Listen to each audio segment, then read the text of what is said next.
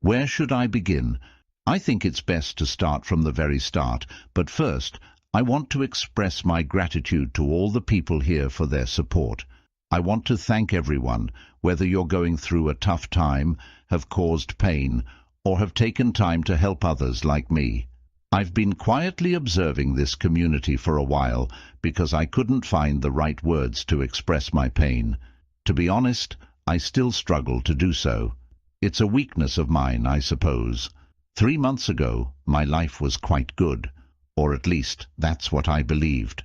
I've been married to my wife for a decade, since we were both 22 years old. We tied the knot shortly after I graduated from college. She used to work as a waitress, and we started dating while I was still in college. I pursued a career in law enforcement and quickly moved up the ranks, eventually requiring me to travel a few times each year for my job. We were just starting to plan for our first child. My wife had her own pursuits, mainly taking care of our home, working a few days as a waitress, and enjoying various arts and crafts hobbies on the side. She had a creative spirit and was always engaged in artistic activities. I was always supportive of her interests and didn't worry about whether she had a full-time, regular job. It felt like she was deeply in love with me, and I was certainly in love with her too. Otherwise, we wouldn't have decided it was time to start a family. On September 19th, 2016, I left for a conference on the West Coast. I gave my wife a goodbye kiss and reminded her I'd be back on the morning of the 24th, planning to stay overnight on Friday because of events lasting until the early evening. Then, on Wednesday the 21st, I learned that the main reason for my conference attendance, a couple of important talks by a respected expert in the field, got cancelled due to illness. I thought about calling my wife to let her know I'd be back early, but I changed my mind. I decided to surprise her with flowers and a gift instead. So, I flew back on Thursday the 22nd. I went to a jewelry store and the florist, and I called a restaurant she liked to make a reservation. Afterward, I headed home. When I arrived at our house, I noticed a familiar car parked on the street. It was the car of the young man who looked after our pool, so I didn't pay it much mind. I went in through the side door and stepped inside our home. Right away, I sensed something was off. I heard a commotion from the other side of the house. In my head, I thought, the side door was unlocked. I can hear my wife making noises from the bedroom area, and there's a lot of movement in there. I quietly took my service pistol from my holster and made my way toward the open bedroom door. I'm not sure how far to go with this, but I suppose that a mod can clean things up if I do go too far. As I rounded into the bedroom through the door, I heard my wife shout, "F my ass, you effing bastard!" and witnessed the pool boy mounting her from behind, with them both facing the wall at the head of the bed. Time slowed down, and I realized that this was no assault taking place, but that this was all consensual. I had my pistol raised, but thankfully I managed to lower it. I then walked back towards the side door and left the house. I called a fellow law enforcement officer, LEO, to come pick me up because I wasn't in a state to drive. Despite all the tough situations I've been in during my career, this was different. It left me incredibly shaken. When I first entered the house and heard the commotion, I left the flowers on the table and had my gun drawn. I did this to avoid alerting my wife to my presence. For over an hour, I didn't contact my wife. My colleague at the department helped me, telling her he didn't know exactly where I was but assured her that I was physically fine and would talk to her when I was ready. All I know about those days is that she tried reaching out to everyone she knew, getting more and more worried as time went on. On the 26th, I emailed my wife. I let her know that I had left the flowers for her, that I was filing for divorce, and that she should expect an officer to come to our house to collect department property, like firearms and my personal belongings, such as clothing. I ignored her replies.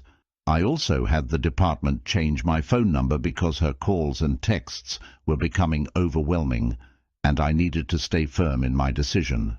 I made sure everyone who needed my new number was informed. Interestingly, I had a month of paid leave that we had planned to use in December for a vacation to start a family. Plans were made and then broken, so the department allowed me to take that leave immediately. I left town for a month to get away from everyone and spend some time alone. I found this community while on a remote beach. I want to let you all know that the sadness, anger and fear that you've experienced, both now and in the past, served a purpose you didn't know about. You are my source of strength. Even though I may have appeared strong on the outside, deep down, I'm not completely strong. Many thoughts have crossed my mind since that moment in the bedroom doorway. These thoughts ranged from a sudden surge of anger and the urge to do something terrible, to profound sadness and hours spent examining myself, accompanied by feelings of guilt. My wife was not the same person I saw in that bedroom with the young pool boy, engaging in such a disturbing act. It was a behavior we never explored ourselves, and it was something I had no idea she was interested in. I questioned if I failed to meet her needs. She never explicitly asked for such a thing, nor did she drop hints, even though she was quite open about suggesting new things. Frankly, I never even considered doing something like that to her. I don't know if I could. We had our share of fun activities, but this one didn't seem fun to me. I suppose I won't ever have to grapple with that hidden desire of hers. I haven't directly spoken to my wife during this entire time, except through that one email. A couple we both know, who are friends with us, keep in touch with both of us. My wife has a lot to say, but I have very little to share. I've initiated the divorce process, but I'm holding off on serving the papers until I've thought through every detail. By that, I don't mean I'm considering reconciling, but I want to be prepared for any possible consequences. I dislike surprises and try to minimize any unintended effects. Plans are in motion to handle the distribution of our property through the mutual friends I mentioned earlier, and that's the only topic I'm willing to discuss.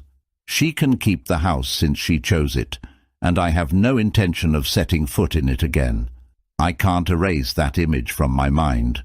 The main reason I reached out here is because, even though you don't know me personally, you've been like distant friends, and I'm sure many others like me have leaned on all of you for support, even though you may not be aware of it. Bless all of you. I want to express my gratitude to everyone for your advice and support.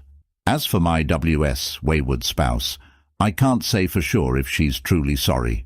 I've had no direct contact with her, except through intermediaries, so I can't judge her remorse. As I've learned here, there's a significant difference between genuine remorse for one's actions and remorse for getting caught. I did receive some text messages, emails and voicemails from my WS, and mutual friends and acquaintances reached out on her behalf. To be honest, I didn't bother to read or listen to them. Actually, witnessing her in the act affected me in a different way than if I hadn't seen it. There's nothing abstract about it. There's nothing left to the imagination. Moreover, it felt like I had stumbled upon two wild animals, which made me extremely defensive. I don't really want to hear her voice. I don't want to know her side of the story, at least not right now. I assume it would be a bunch of excuses, and even if there was remorse, could I ever get past what's burned into my memory? Every time I felt the urge to react emotionally, to call her back or respond to a text, I reminded myself that those who get into the most trouble are the ones who don't exercise their right to remain silent. So, when I wanted to react emotionally, I chose to keep quiet instead. I'm fine with taking my time with everything. I'm not trying to postpone the inevitable, though. I am definitely careful about not getting caught up in unproductive thoughts. I must admit, I've had some extensive moments of self-reflection and replaying past events. However, I haven't fallen into the trap of constantly wondering, what did I do to make this happen? Well, at least not more than a couple of times early on. I can't claim to have been a perfect husband, but I believe I put in effort not to take my WS for granted. Here's something I've recently realized. I sometimes feel like not talking to my WS is a way of punishing her. Is that a healthy approach? It's one of my major concerns. I really don't want to be manipulative. I believe people should act as they truly feel, and not try to manipulate others by being insincere. I'm in touch with the department counselor a couple of times a week. It's actually required when we're involved in certain events, for obvious reasons. We have a great team. They've mentioned that there will come a time when I'll want answers to questions for the sake of finding closure, and they're guiding me in that direction. Currently, most of my comfort comes from my colleagues at the department and the invaluable knowledge and support I've found here. I sometimes feel like it was unfair to all of you that I waited so long to post. It might give the impression that I'm stronger than I truly am, but that's not the case. Regarding my pension, thank you for the advice. I've already been in touch with the right people to ensure my protection. Right now, I'm feeling quite cautious. In response to a reader's comment, I couldn't help but chuckle when I read this. When I take a step back and view my situation objectively, my marriage suddenly resembles the plot of an adult movie. The Pool Boy. Seriously, I completely understand why so many people here felt blindsided. We went on with our lives, many of us never imagining that the person we loved deeply, the person we were unwaveringly loyal to, wasn't on the same page with us. I wish I didn't have to witness everything and could have found undeniable evidence instead. It's akin to witnessing a murder rather than having to prove everything afterward. Right now, I find it challenging to justify wanting any answers at all. It's comparable to dealing with a death. People often want to know why someone passed away at a young age or in a tragic manner, but if they knew the reasons, would it truly make a difference? I'm still in a stage where I'd like to find something positive in the answers I might receive. I can't quite imagine that happening. Emotions can be very unpredictable. I was standing by the window, looking towards downtown and thinking about my father. He was like Mr. Spock, not very emotional. If I scored a touchdown or made the honor roll, that was expected. If I misbehaved terribly, the most he'd show was disappointment. He'd ask things like, "What's the logical outcome of your actions? What are the unintended consequences? What purpose would getting angry serve?" He was the child of an alcoholic, and many of them tend to develop similar characteristics. They build up layers of emotional defenses against the world. I feel like he did. A reader shares their own experience. Hey, original poster. Each case is unique, but we share a lot in common. I also worked in law enforcement and walked in on them having sex.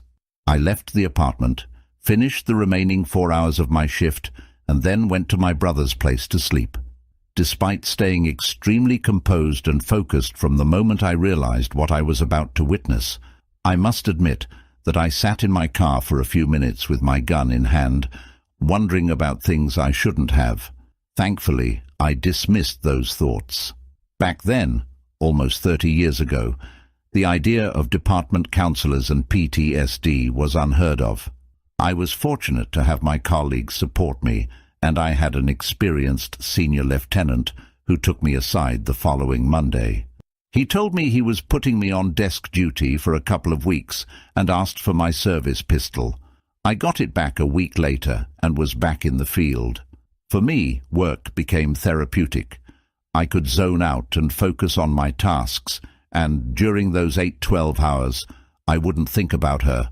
I also made the decision that this marked the end of the relationship. She attempted to talk to me, offering various reasons and justifications for what happened and why it shouldn't affect us. I made it very clear that I wanted to end things, and I never changed my mind. I'll come back later if you're still here, but my final piece of advice is to recommend engaging in physical activities that make you physically tired. It can help you zone out, sleep better, and generally feel more at ease. My ultimate advice is to use whatever resources your department provides. I suffered from PTSD directly related to what I witnessed, along with other experiences in the police force. I carried that burden into my current marriage, where it had no place at all, and now, for real this time, my final piece of advice concerning divorce and splitting assets. I understand you don't want the house, but make sure you're getting some equity from it. A 50-50 division of assets doesn't mean you get one car while she gets the other. It means you each get about half the value of the assets accumulated during the marriage. If she may have a claim on your pension, then maybe you could consider giving up your share of the house if she, in turn, forgoes any claim to your pension. The original poster comments, "The similarities are truly astonishing, especially hearing noises when entering the home, approaching the scene cautiously without drawing attention, witnessing the event with your own eyes, retreating from the situation without reacting impulsively, feeling an immediate emotional disconnection or a strange calmness, having no desire to ever return to that place, arranging for someone else to collect your belongings, both of us having about a decade of experience in our careers, feeling completely blindsided, which is unusual for those of us trained to notice verbal and nonverbal cues. How did we miss all of that? You know, I never really thought about hurting myself. I'm not sure if that's unusual or not. In the future, I may need to rely on you for support, if you're open to that.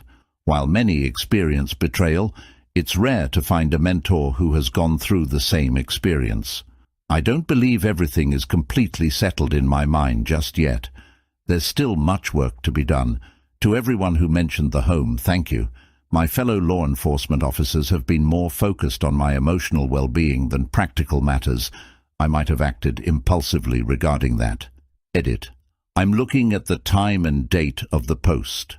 I don't usually attribute everything to a higher power, but I can't help but believe that everything happens for a reason, and your experience and the timing of your post means so much to me. It's remarkable. Reader comment. Is it? Or is it your way of maintaining your sanity and self-worth? The original poster responds, I'm not concerned about my sanity, at least not at this point.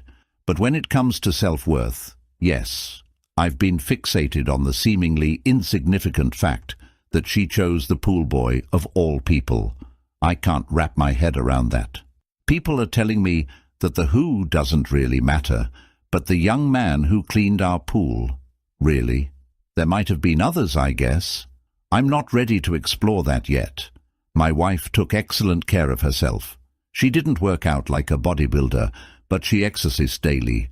She always wanted to make sure she didn't go too far, as she put it, and wanted to have a little, very little, fat on herself. She said that having more than what she did would make her feel less feminine. From the moment she woke up in the morning, she dressed well, even adding a touch of perfume to complete her appearance. I used to joke that the Queen of England could show up at the door unexpectedly at 8 a.m., and she'd be ready to entertain. I used the term pool boy in a somewhat mocking way. I would have never referred to him like that to anyone before. However, he was the complete opposite of my wife, often untidy and sweaty, and sometimes he showed up smelling like the bar he visited the night before. Yes, my thoughts have ventured to a place where I wondered why she chose someone like him.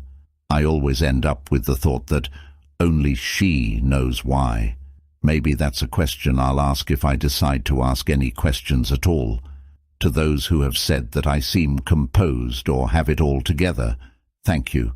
Unfortunately, I don't. That's why I'm here. Being my father's son, I learned to suppress my emotions and keep things buried deep inside, so deep that he didn't even understand himself very well. That, coupled with the fact that I waited so long to post here, might give people the wrong impression about who I am. Like I mentioned earlier, if I were in a good place, I wouldn't be here. I'm grateful to everyone for their support. There are so many people here in pain, yet they pour their hearts into helping people they don't even know. It's truly remarkable. When I eventually overcome all of this, and I will, I'll find a way to repay the kindness that has been given to me. The plot thickens. My mother plays a unique role in this situation. She's like a mother to my WW, not in a physical or genetic sense, of course. My WW lost her mother during high school, and my mother filled that void.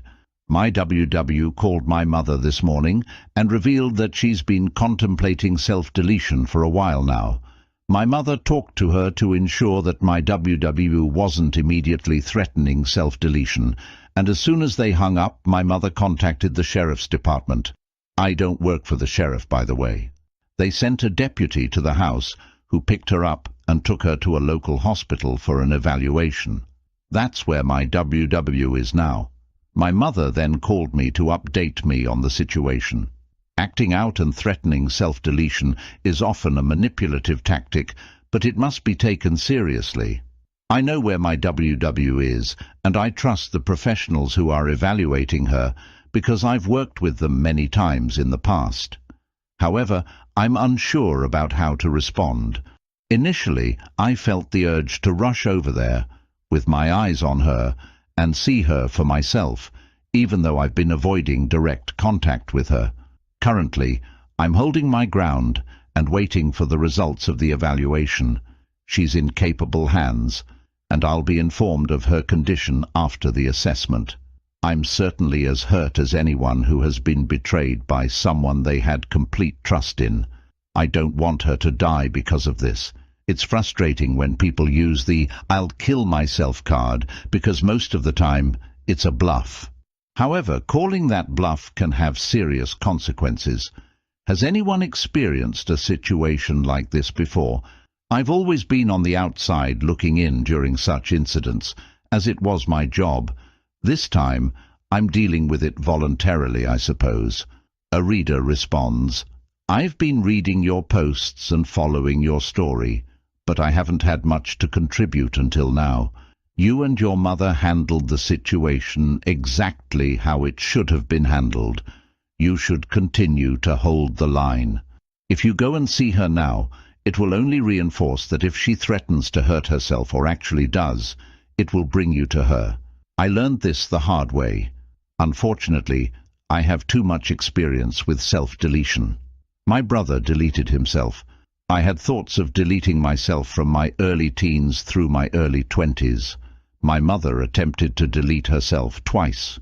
My stepmother has used threats of self-deletion as a manipulation tactic several times.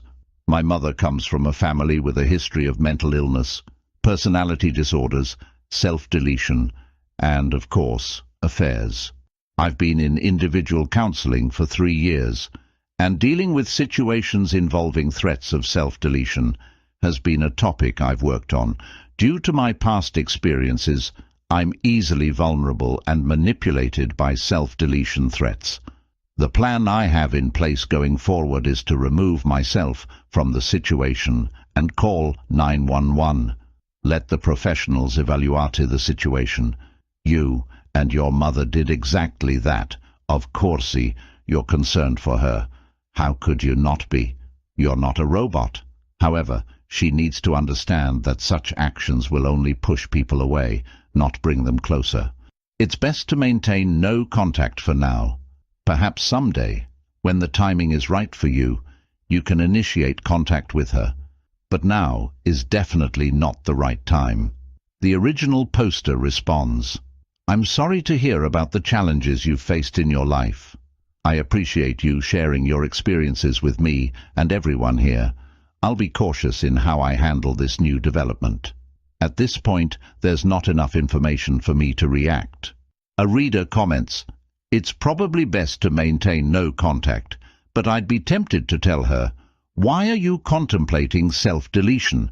You already have a boyfriend that you apparently like a lot. I mean, really, what did she expect? What kind of person does this and then expects their spouse to want to be with them? Yeah, she didn't expect to get caught. So what? She still made these decisions. I understand why you don't want to listen to her. She might either say she made a mistake or find a way to blame you, like you were distant, blah blah, or the latest excuse of the day, he was so persistent. Why would you want to hear any of it? But then again, she was your wife for a number of years. How could you not eventually want to see her and hear what she has to say for herself? I mean, is she still in contact with the pool boy? I really have no advice for you. I think you're doing the right thing.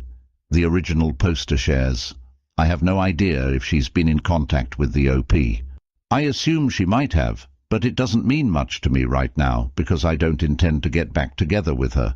In fact, now that you've mentioned it, I've deliberately blocked the "I wonder what she's doing" train of thought until now. Yeah, I don't think I want to go there. It's an unpleasant thought. Mutual contacts know not to share her drama with me, and those who persisted eventually got the message stop. My mother felt that this incident went beyond drama and called me after she handled the situation herself. Hello, everyone. I've read all of the posts and I'd like to address them all, but it's very hectic around here. Most of it may not matter all that much anyway. My wife was held over the weekend for testing and observation. I spoke with her early this morning for around 30 minutes with my mother and a psychiatrist present. Her physician came and went, but the psychiatrist and my mother stayed for the 30-minute session. The OM that I witnessed her with was not the only one. She remembers 2 others in the last 6 months. Remembers. Along the lines of her infidelity. That's about as far as we got in such a short amount of time. It appears that my wife may have 1 or more medical issues affecting her behavior. I spent 30 minutes with her, but over an hour with her physician and psychiatrist. They asked me numerous questions about her habits and behaviors. During the session, some odd behaviors she displayed in recent times came up while I was being questioned. At the time, these behaviors didn't have a significant impact on me, but my responses seemed to provide the doctors with valuable insights. They also explained that my wife might not always be in complete control of her behavior, and we will learn more about the situation in the next week or so. They emphasized that they were speaking in general terms because they were not entirely sure about the nature of the issue. They have scheduled a series of tests for early tomorrow morning to follow up on the ones conducted over the weekend. These tests include an MRI of her brain, as the neurological examination they performed after the initial interview raised more questions. They also discovered a dark spot in her brain when they injected dye during an angiogram, and dark spots can sometimes indicate tumors. After my meeting with the doctors, my mother and I had a discussion. She mentioned that I have a responsibility to support my wife if her actions are indeed a result of medical problems. I'm uncertain about how to feel, but I won't abandon her if she's ill. Have you ever been in a situation where you have so many emotions that you can't separate them individually? That's where I am right now. What a complicated situation. I'll make an effort to respond to everyone soon. I appreciate your support. I haven't had enough time with the doctors to discuss my numerous questions, and they haven't had sufficient time to reach any conclusive diagnosis, if there's even something to diagnose. I expect that things may become clearer in the next week or so. In response to a reader's comment, no. There is almost no medical condition that so overwhelmingly impairs a person's ability to choose to engage in a sexual affair that they cannot control it. If she truly had one of those psychological conditions that prevent personal choice, it would profoundly impact every aspect of her life, and she would be the subject of medical studies and papers due to the extremely rare nature of such conditions. You work in law enforcement, and you know how rarely the insanity defense actually succeeds, right? The answer is almost never. If she was capable of planning these encounters around your schedule when she thought she could get away with it, then she had the presence of mind to know she shouldn't have been doing it. Do not let her off the hook using an insanity defense with you. It's a disregard for your intelligence and a disservice to the very few individuals who truly suffer from severe mental illness. If she could plan, hide, and lie about it, she had the capacity to choose. She may indeed have a mental illness or even a medical issue, but it didn't make her cheat on you multiple times. It didn't make her lie to you and hide it from you, keep the no-contact rule and continue with the separation. Original poster. One would think that her behavior would be strange all of the time, or at least often enough for me to observe suspect behaviors at times, if it were unintentional. Her already healthy libido had become quite more pronounced over the last year or so. But what man is going to suspect his wife when she wants more time in the sack with him? Even so, I can't remember a time when I turned her down. So many questions, yet so few answers at this point. Medically speaking, my wife is fine as well. I won't go into all the details, but after extensive testing and going through her medical records, the dark spot they found in her brain is most likely from a cheerleading accident during high school. It's almost certainly not the cause of her behavior. The experts work with probabilities, and they indicated that it was extremely unlikely that the spot they found had any effect on her personality. When presented with these facts, my wife gave up on all pretenses and opened up to me. What a week it's been. I'm utterly drained. We had a conversation yesterday evening, and it was heart-wrenching. She cried most of the time, and I was just numb. She confessed to being unfaithful 7 times over the last 8 months, with 3 different men, all casual encounters. The pool boy was a one-time event, which I witnessed. The other 2 men were an HVAC technician who came by for our yearly maintenance, and a person she met at a gas station. The pool guy and the gas station guy were isolated incidents. She doesn't even know who the gas station guy is. There were 5 encounters with the HVAC guy, who is married. I will be contacting his wife soon. My soon-to-be ex-wife, STBXW, is unaware of this, of course, and I doubt she cares. It appears that she didn't have an emotional connection with any of them. She said she wanted to be intimate with men who would treat her in a dirty way, believing I wasn't the type to degrade her as she desired, and these are her actual words. She's accurate about that. Although she was willing to provide explicit details, I declined because the memory of what I witnessed was distressing enough. I explained that I was open to role-playing but had boundaries regarding certain behaviors I wouldn't participate in. She correctly assumed that I wouldn't fulfill her desires in those ways. It's important to note that I don't judge those who engage in unconventional acts in their marriages. I believe some marriages thrive on unconventional activities. However, she never communicated her desires to me. I think she genuinely feels remorseful, but I've come to realize she's not the right match for me anymore. I believe she recognizes that I can't meet some of her needs, and if those needs are essential to her happiness and led her to be unfaithful, then she should find someone who can fulfill her desires. Essentially, I told her it's best for both of us to move on, and after some negotiation, she reluctantly agreed. While she claims to have used protection during each encounter, and the incident I witnessed supports her claim in that case, we've both been tested for STDs. The initial tests show negative results for any infections, but I'm still awaiting results from a couple of additional tests. I acknowledge that I should have gotten tested months ago, and it was a significant oversight on my part. We had many discussions, but I'll refrain from writing a lengthy post. If you have any questions, please feel free to ask. I feel indebted to everyone here for helping me through this challenging time. We've decided to proceed with an uncontested divorce. And just for fun, I'll add that I'm planning to take on the pool boy, the heating and air guy, and the gas station dude after the divorce. Joke, I have no intentions of doing anything of the sort. I'm heartbroken, but all I can do now is find humor, love those who support me, and spend time with my law enforcement family and the wonderful people here who have been by my side. God bless all of you. Reader. Comment. I'm glad you're finding some closure in all of this. Can you share some information about what your wife was doing during the period when you had no contact with her?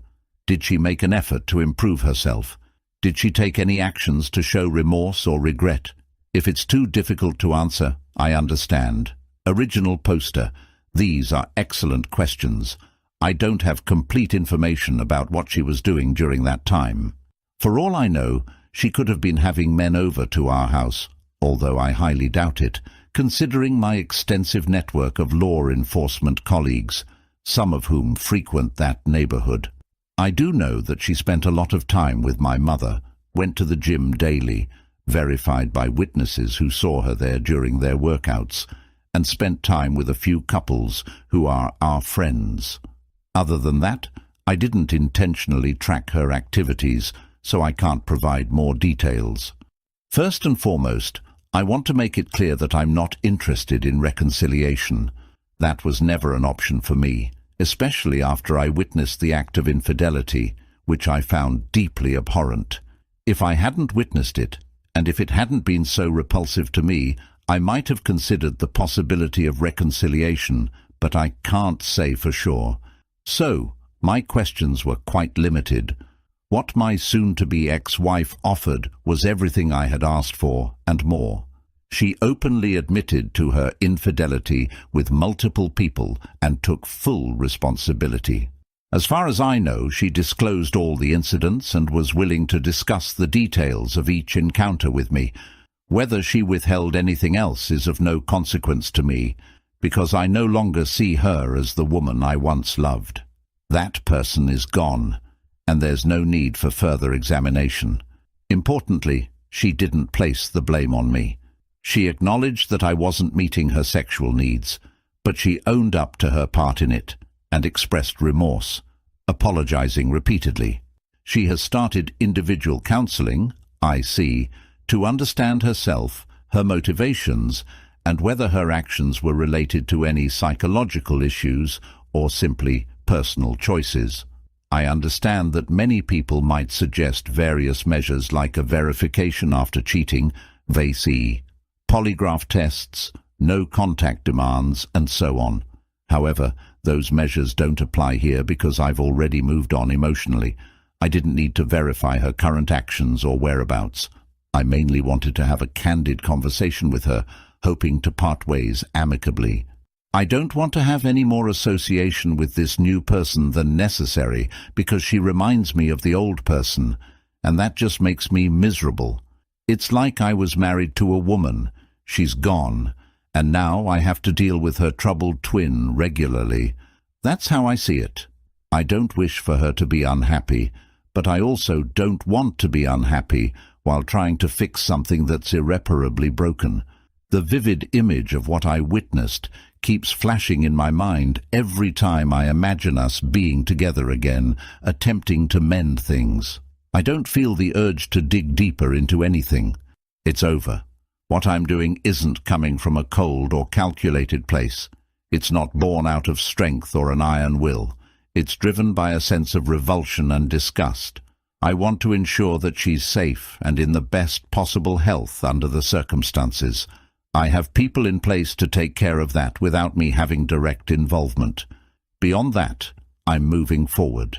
I was advised not to post on message boards or social media until a few things were settled. Those matters have been sorted out, and now I'm in the waiting period for the legal process. In light of this, my soon-to-be ex-wife and I are officially separated. We need to wait 1 year before the divorce becomes final. There's absolutely no chance of reconciliation. I need to be true to myself, and I recognize that I can forgive her for her actions, but I can never forget.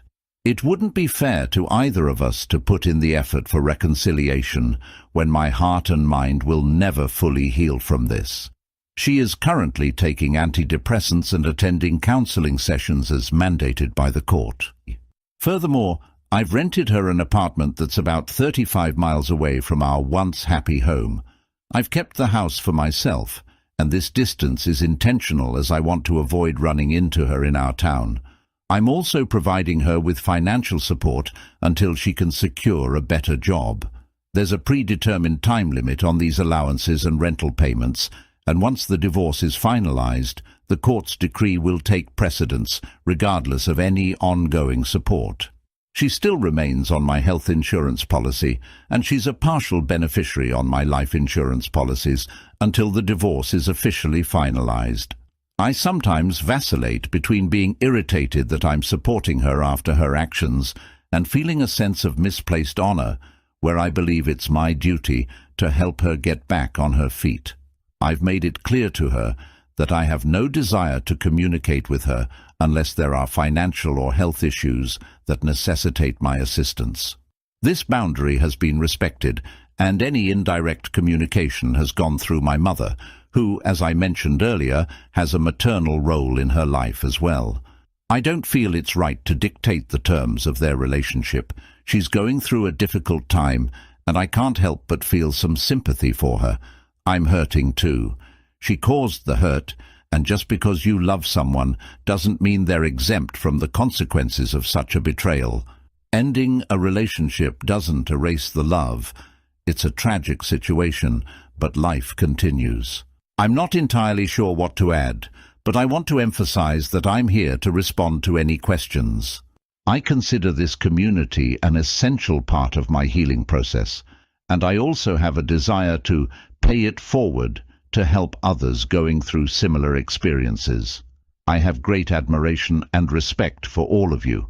Regarding future romantic relationships, I'm aware that I may encounter trust issues. Infidelity has a lasting impact. Before I even think about starting a new relationship, I'm focusing on finalizing the divorce, as being separated is not the same. Furthermore, I understand the importance of working on myself before seeking out a new connection. It wouldn't be fair to me or to them. I am actively seeking counseling to have an external perspective on my situation. Between my friends, family, and counselors, I believe and hope that I have that aspect covered. As for my STBXW, she made threats to self-delete herself, leading to her being taken into custody.